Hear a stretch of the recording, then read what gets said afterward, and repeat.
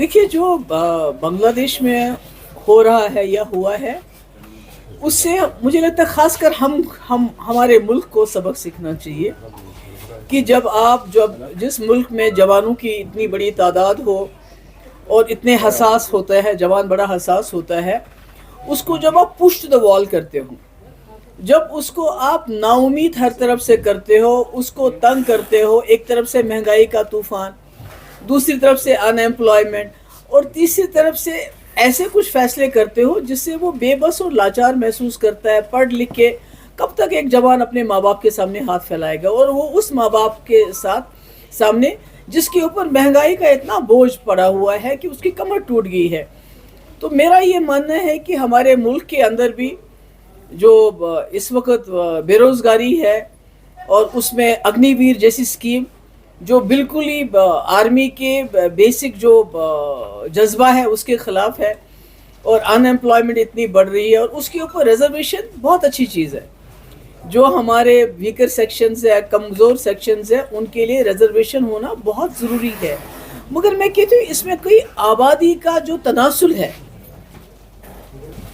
کہ کس کی کتنی آبادی ہے، اس کے حساب سے ریزرویشن ملنا چاہیے، تاکہ جو اوپن کیٹیگری کے لوگ ہیں ان کے ساتھ ناانصافی نہ ہو. کہ آپ کی reservation should not be at the cost of open category.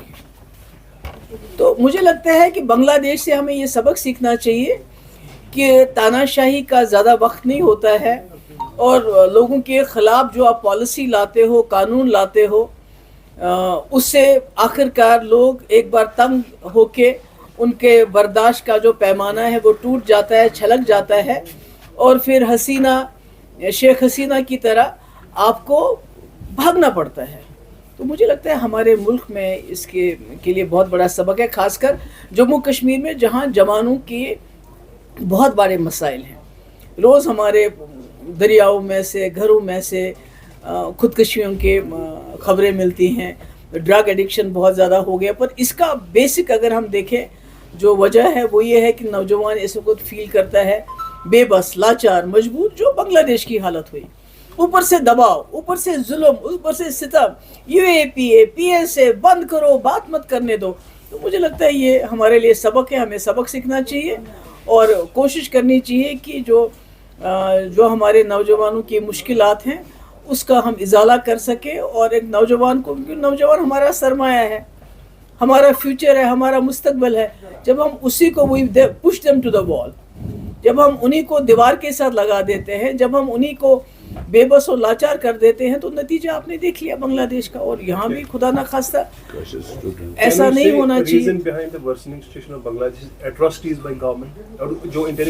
وہی تو میں کہہ رہی ہوں کہ یہاں تو سبق سیکھنا چاہیے ہمیں کہ جب ذاتی ہو، ظلم ہو، تشدد ہو، تو پھر اگر کمزور سے کمزور انسان بھی مجبور ہوتا ہے کہ اس کا جواب دے، اور کس طرح جواب دے وہ اپنے بنگلہ دیش میں دیکھ لیا.